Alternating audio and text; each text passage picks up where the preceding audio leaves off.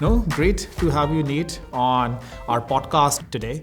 And thanks for agreeing to do this. I know this is one thing that will be much appreciated by both our viewers as well as listeners in terms of the amazing and cool things that you are doing with Kirana Health. So, Nate, at the outset, thanks for doing this. And if you want to give a little bit of a brief about yourself and your journey, I think that will be super helpful for our listeners. Sure. Well, Sandy, first, thanks for having me. Exciting to be here. This is my second podcast ever, so I'm very excited. So appreciate it. But my journey, a little bit untraditional background. I actually have a PhD, not as a doctor, but in chemical engineering. Wow, okay. And I decided, I went to MIT, had a good time, very challenging time, but decided that's not what I wanted to do. Sure. I went to do some consulting for pharmaceutical companies and was not as inspired by that. Obviously, they do good work, but it felt very financially driven. It wasn't as exciting to me. Got it. That was about the time the ACA was being debated and discussed. And I really did a project where I got to think about the implications of the Affordable Care Act on a drug manufacturer. So this was early 2010s. Exactly. Yeah. And as I did that project, I thought to myself, wow, this is a huge problem. Like, obviously, I'd always been a consumer of the healthcare system, and I hadn't understood it, to be honest. Like, I think a lot of people don't. But I realized, man, we spend a lot of money, and man, we get really bad outcomes for that money. I wish I could be part of that solution. Sure. And so that's what I've tried to do ever since. So then I went to a multi-specialty medical group, doing contracting and value-based care, kind of risk contracting. Makes sense. Then I went to a company called Landmark Health, focused on value-based care for at-home, complex, chronically ill patients. Sure. And then I came to Kirana.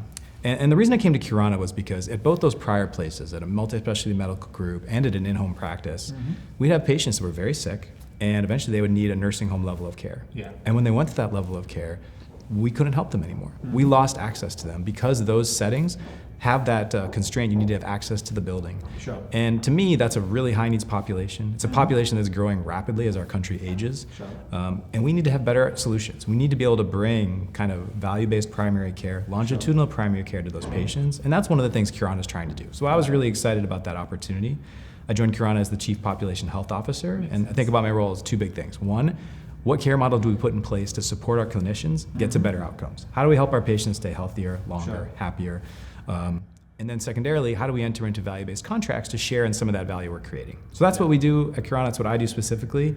And happy to talk more about it, but really excited about that opportunity. Oh, that's amazing. So the first things first, so like how was your transition from being an engineer into a value-based care contracting world? So because even with pharma, those are two kind of I would say separate tangential concepts at times. So how tough was it? How easy were the initial few months, years as you got into it? Yeah, it's interesting. People look, when I talk about my story, it doesn't make sense on paper, but I think over time the thread has connected it. And one of the things that connects it is just really interested in the details. I love to dive into things. Like in science and when you're doing research at a bench, you have to spend a lot of time getting really deep. Turns out contracting is a great place where you also need to get super deep, right? So I actually took really naturally to reading these contracts, parsing the language, thinking about what it means, trying to understand how do we structure something in a way that works for both parties.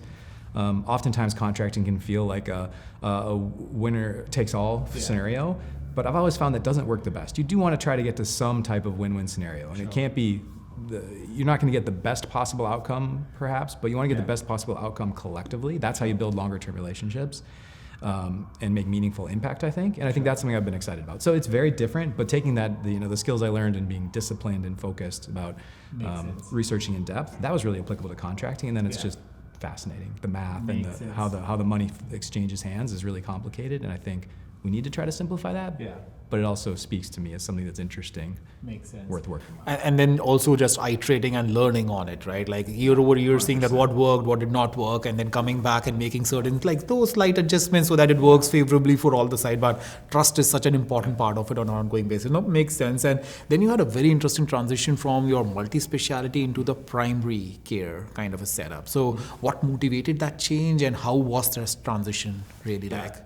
So I was really excited about moving to Landmark first and then Kirana, focused on this primary care, just around the particular focus. There was more focus. There was a specific population we were trying to impact, and I felt it was a pretty clear need and therefore a clear opportunity.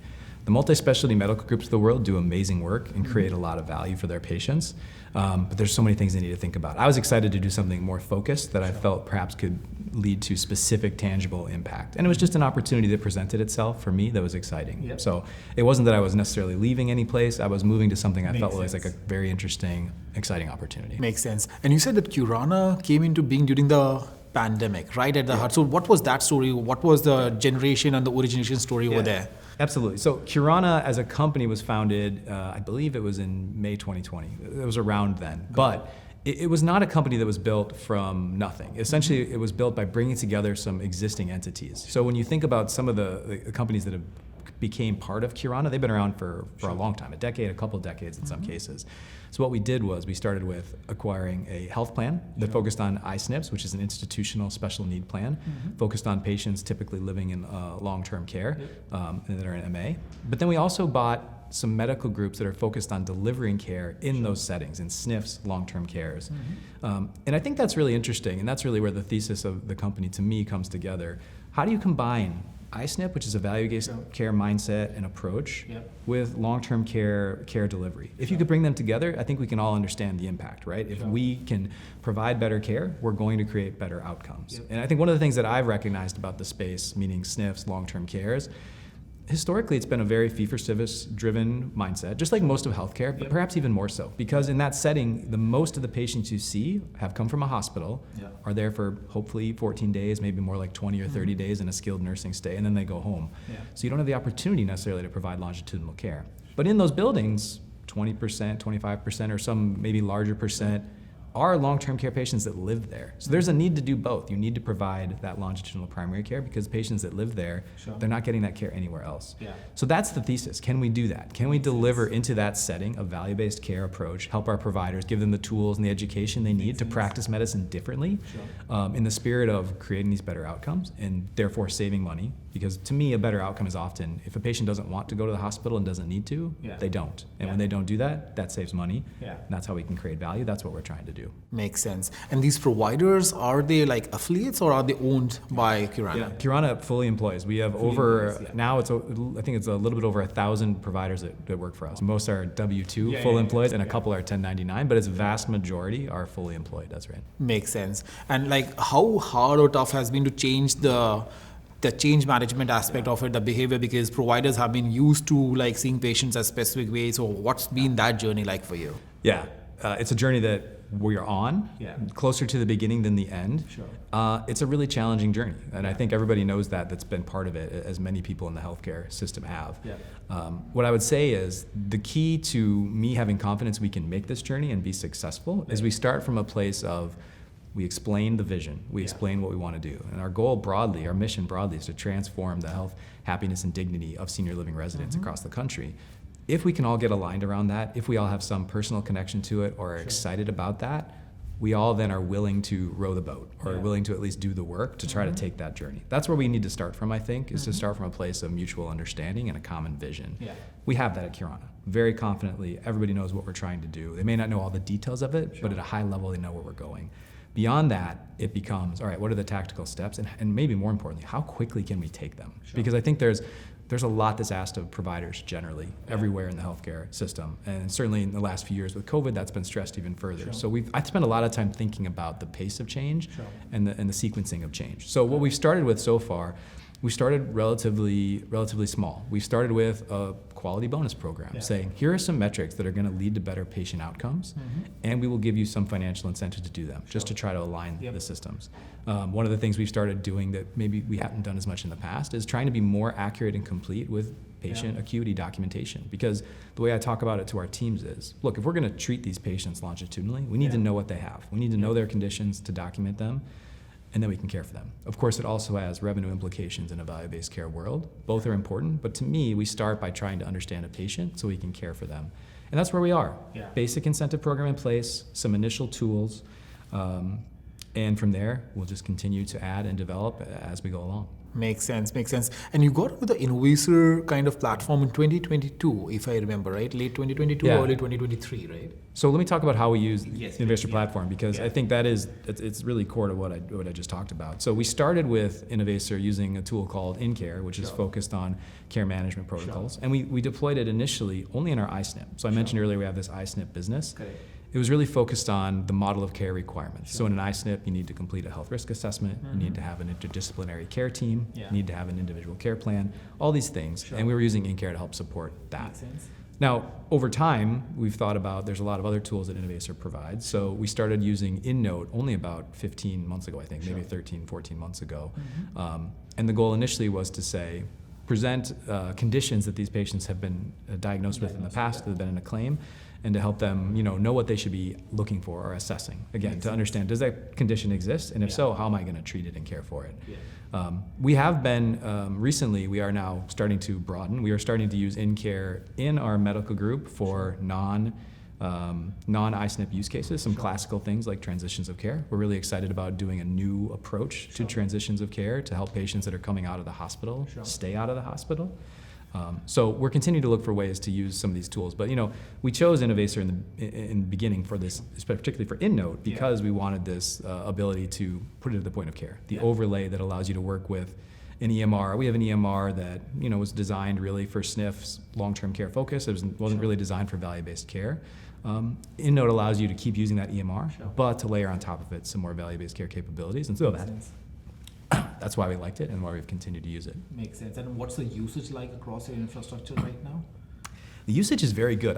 We have, again, about over 1,000 providers. That's both APPs or NPs and doctors. And it's something 80-some%, I want to say. I believe it's 800 plus of the doctors are using it and providers are using it on some regular basis. So we feel like that's pretty good adoption for a year.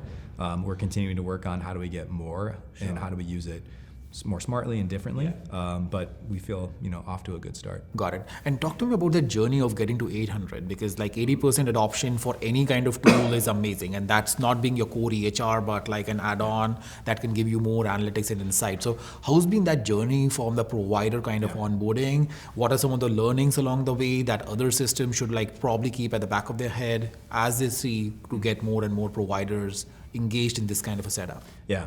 I think the key to getting adoption was really incentive alignment in the end. So what we are incentivizing, look, we want to get to outcomes-based incentives, and we do have some outcomes-based incentives. But in the spirit of meeting providers where they are and starting from someplace and moving to another, we are offering an incentive that's based on, clicking buttons in InNote. Like, did you assess this or did you not? That drives an incentive. And so when it drives an incentive, it drives the behavior we found. So I think that was a big part of it. Aligning the incentives to the actions is what helped our providers really adopt it very quickly. Makes sense. And that's where your background and your prior contract management and how do you move the cheese to drive a behavior, it feels like came in very, very handy. Now I can absolutely correlate that a lot of our customers as well, that ends up being the classic kind of challenge, because you can get the horse to the water, but you can't make it drink unless you can put the right incentives in place so that you drive that kind of an outcome, right? So it makes all these sense.